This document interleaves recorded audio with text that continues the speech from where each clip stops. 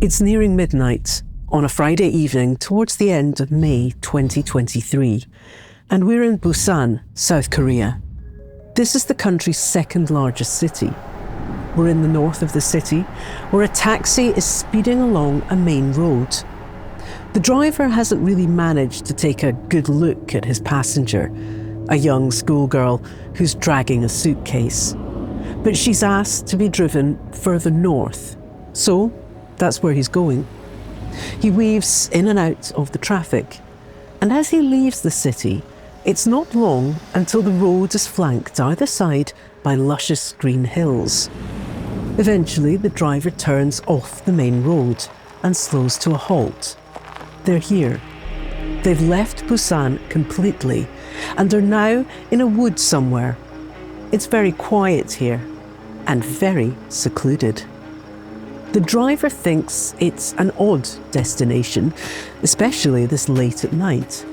But he gets out to help the girl with her luggage. He opens the door, picks up her suitcase and places it on the ground. The girl gets out and walks off into the woods, dragging the suitcase behind her. She's told the driver to wait, so he gets back into the car. But there's something strange. When he was unloading the suitcase, he noticed it felt wet and sticky. And now, settled back in the driver's seat, he takes a closer look and realizes his hand is covered in blood. This is a bizarre tale about a murder that shook South Korea to its core. The entire country will be engrossed by a story of a young woman who consumed true crime stories and became obsessed with trying out a murder of her own. What does this case tell us about the impact true crime is having on the world, on those who consume it, and perhaps more crucially, those who find themselves the subjects of it? This is True Crime Reports, a global crime show from Al Jazeera. Today's episode, a deadly obsession with true crime in Korea. We're in Busan, on South Korea's southeast coast. It's a big city. Its population is about 3.5 million, and its port is one of the world's busiest. It has thriving shipbuilding, steel, car, and tourism industries, and it's known for its flourishing culture and arts. However, in 2023, not everyone is feeling the boom. Busan has some of South Korea's highest unemployment rates, especially amongst those in their 20s. One of those struggling is a young woman called Chung Yoo-jung. She's 23, though quite short for her age, and she wears round glasses with a thin black rim. By all accounts, Chung had a hard start in life. Her mum left when she was just a baby, and then her dad left when she was 6. He later remarried, and Chung reportedly said she felt betrayed by him. So she was raised by her grandfather, and they relied on benefits to get by. According to reports, they didn't get on. Now, reaching her mid-20s, Chung's unemployed. She failed to get into university after leaving school and has been out of a job since then. This makes her one of Korea's 1.2 million school or university graduates who are out of work. Chung has had a lot of time on her hands. The police will later say she has no real friends. Instead, she stays at home, watching television, being online, and reading. Chung Yoo-jung, she didn't have any social connection after graduation from high school education. And the only way she can, channel herself to the world is social media. This is Taek-Gwang Lee. He's a professor of cultural studies at Kyong Hee University in Seoul. He's an expert on the cultural impacts of true crime in Korean society. Alex says that as Chung got more and more isolated, it was true crime that captured her imagination. This true crime, craze will be related to this rise of this reality TV genre. It's really, really popular because people no longer actually interested in the fiction. They enjoy the fiction based on the true crime story. By February 2023, Jung has completely cut herself off from the busy world outside her front door. She's borrowing crime books from the library to sate her seemingly endless hunger for crime content. Jung's obsession with the genre eventually leads to what the police will later call a fixation on trying out a murder of her own. One of the evidence the police released was that she Googled murder without body. Police, they revealed that she, put that kind of keyword into the portal site to search for that kind of a perfect murder case, something like that. So she was obsessed in, such enjoyment to kill the people. As the months pass, Chung's mental state becomes more and more disturbed. She keeps a diary and writes things like, "I can't calm my anger without killing." And she keeps searching online. Slowly, she compiles a plan. Soon it's May. With May comes the summer warmth, longer days, and time for Chung's plan to become action. It's Wednesday, the 24th of May. Chung is online, flicking through her messages on an app for private tuition. She set up a profile masquerading as the concerned parent of a 9th grader, a child about the age of 14 or 15. She spent the past few days, weeks even, contacting tutors, seeing if they can help her daughter with her English. She's messaged more than 50 people, but none of them have worked out. She's finally heard back from someone. It's a young woman, an English tutor who lives in the north of Busan. She says she'd be glad to help. So Chung replies saying her daughter will come to the tutor's house that weekend for their first lesson. This sounded very strange too, because not many people actually behave like that. Mostly like this private tutor doing their course online. But this case, Jung Yoo-jung insisted, "I must visit you," and then that means actually they would have a certain quite a long, the conversation, over this kind of tutoring. 2 days pass, and it's Friday. We're on the outskirts of Busan, in a neighborhood called Gyeomjong-gu. This is the most northerly suburb until you hit the mountains. A jigsaw of crossroads and square block buildings, scattered with webs of telephone wires. A young schoolgirl, who looks about 15, is standing outside the front door of a house. She knocks.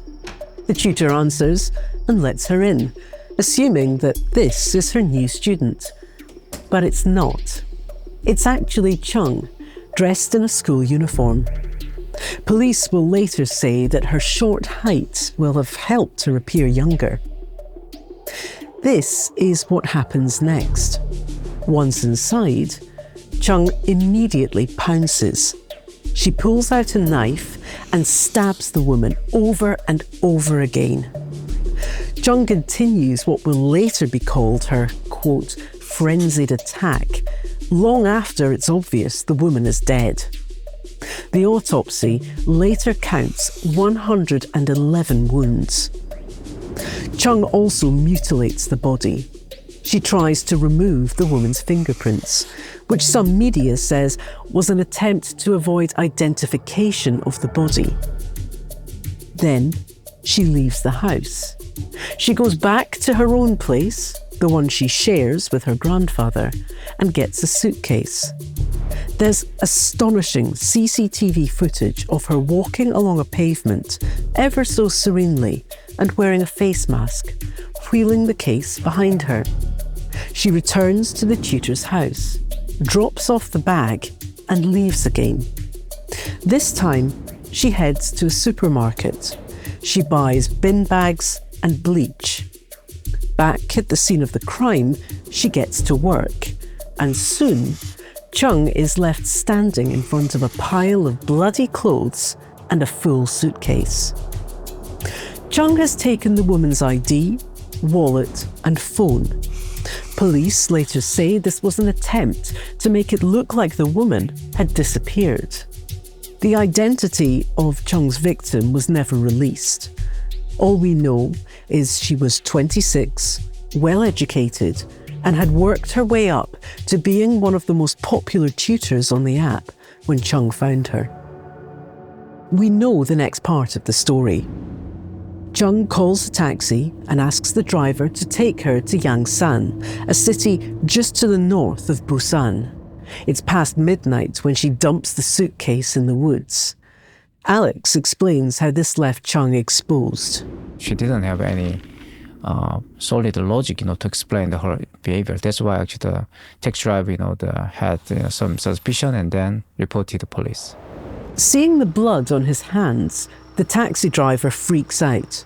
After dropping his passenger back home, terrified, he goes immediately to the police and tells them where they can find the suitcase. The police descend on the woods. They find the suitcase exactly where the driver told them it would be, still oozing blood. Nobody knows who the driver is, but reports say he was so disturbed by what he saw, he developed post-traumatic stress disorder and had to quit his job. The next day, police arrive at Chung Yoo-jung's grandfather's house and arrest her. They find some remains of body parts. Despite her preparations, police say Chung was sloppy and didn't cover her tracks. She'd been caught on CCTV going in and out of the tutor's house several times, so it wasn't hard to find. At the police station, Chung tries to deny it. She says someone else did it, then persuaded her, Chung, to steal the woman's identity and move the body. The police don't believe her. Chung changes tack and says fine, she did it, but it was in the heat of an argument. They still don't believe her. After 4 days of questioning, and apparently under mounting pressure from her family to come clean, Chung finally confesses. She says that TV shows and books had piqued her interest in, quote, giving murder a try. So actually she would have her own delusion. After, the graduation, she didn't have any job, she didn't have any social contact. And then she actually, developed her own delusion and then fantasy, the involving this kind of some murderous enjoyment. Immediately, the news is everywhere in South Korea. Police say it was premeditated, and the papers lead with the headline that her obsession with true crime was the cause.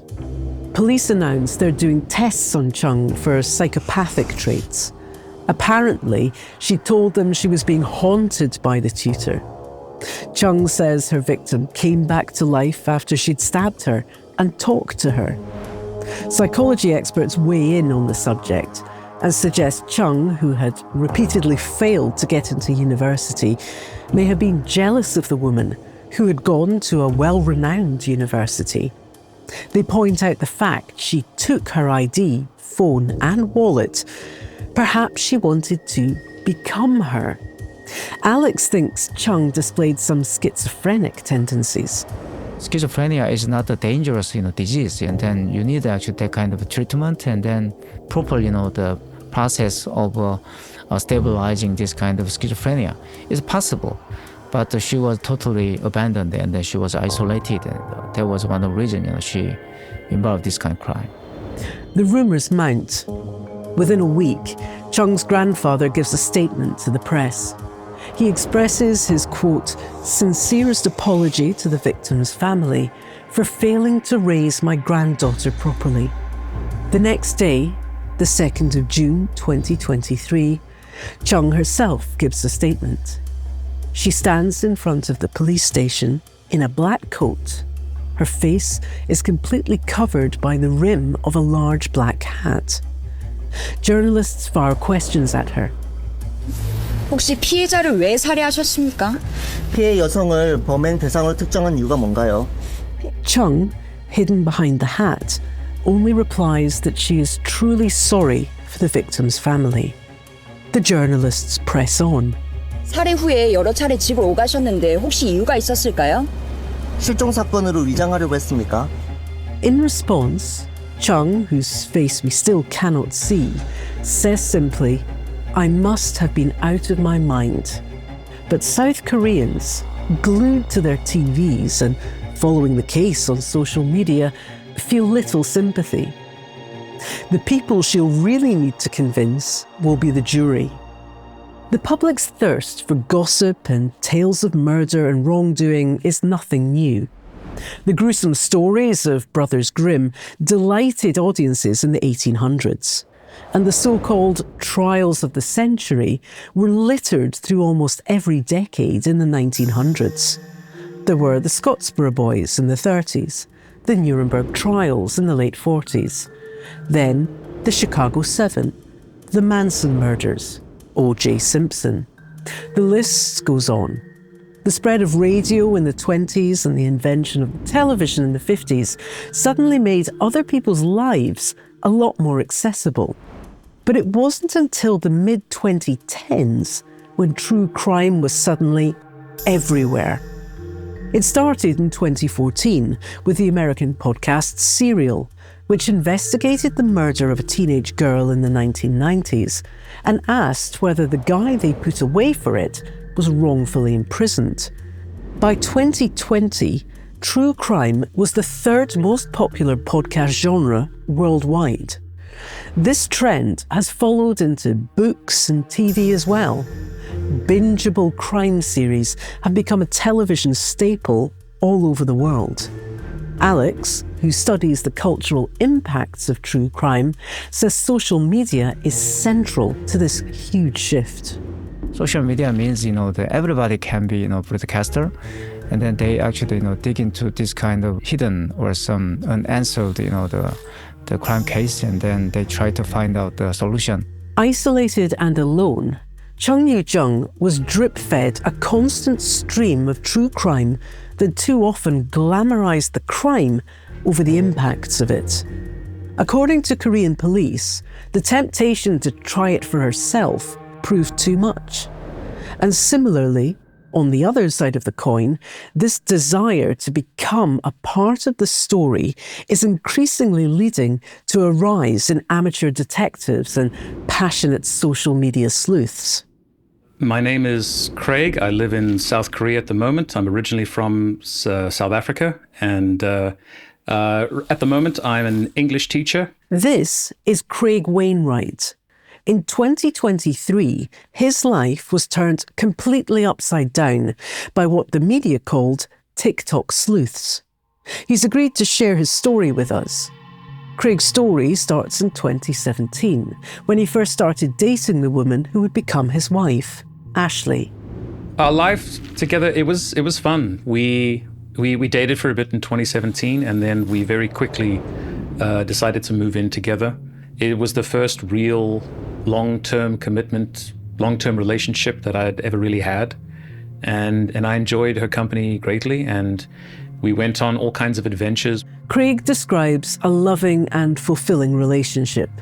He and Ashley travelled to Thailand together and had a thriving social life.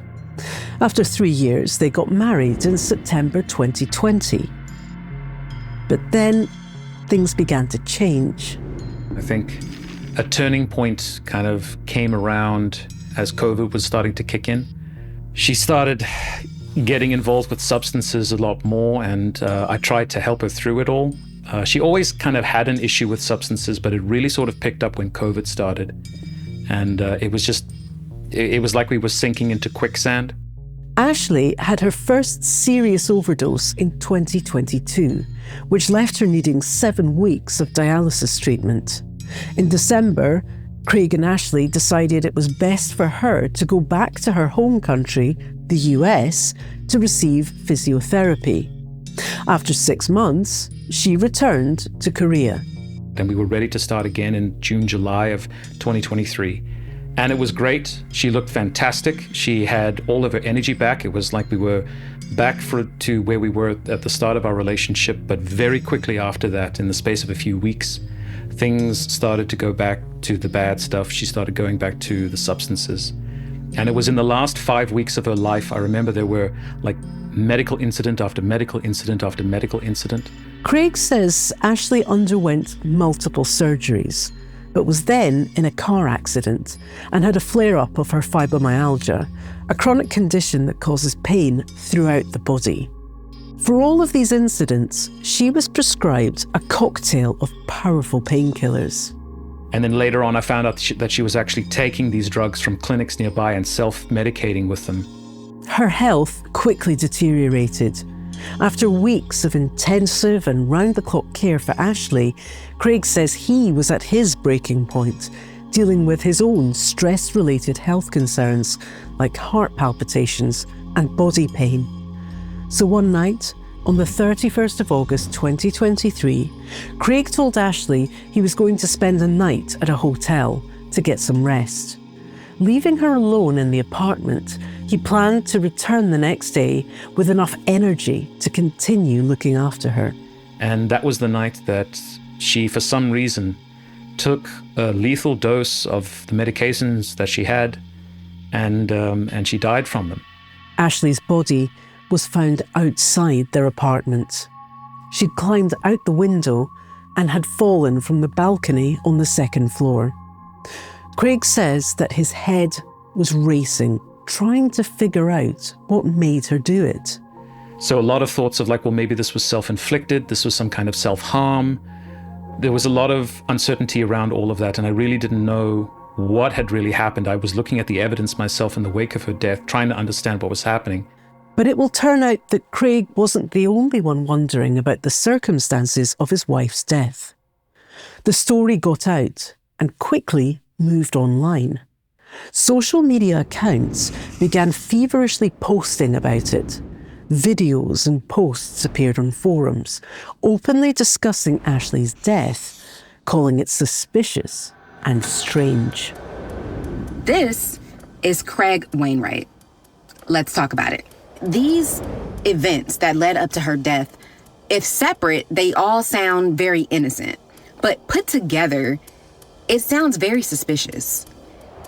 The whole story is giving like strange. It's giving weird. When I found out about people taking my story and taking this whole thing and just blowing it up and trying to find some kind of angle or some kind of thing around it, it was just this added pressure and this additional blow and stress that I had to deal with on top of my wife's passing.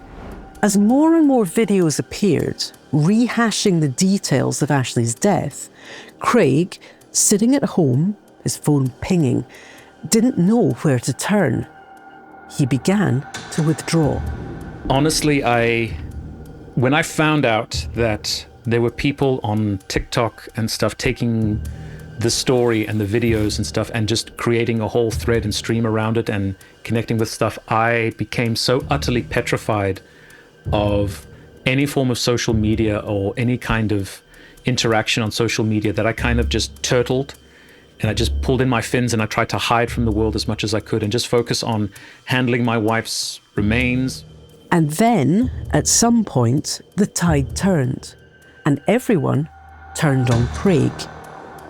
Despite the fact that he'd never been considered a suspect by the police, Craig started receiving threatening messages from complete strangers accusing him of murder. I don't know if I could accurately describe the state of mind that I was in, that I was facing my grief all by myself. And at the same time, I was facing this persecution online and all of these false accusations. It became all-consuming. We probably should have called for help. We should have involved other people. I have a lot of regrets about it, but ultimately it was all her own doing. She did this to herself, either intentionally or by accident, and it cost her life. This had been going on for little over a week, when a South African journalist called Karen Mon got in touch. She interviewed him about his experience of becoming the victim of social media sleuths and posted his story online. Karen Morn, she was an absolute soldier for me, and I thank God that she came to my defense. She really kind of swooped in to save the day for me. And shortly after that article was released, some of the major people that were running the story, they immediately pulled all of the videos. Thankfully, the owners of the social media accounts were forced to realise their error.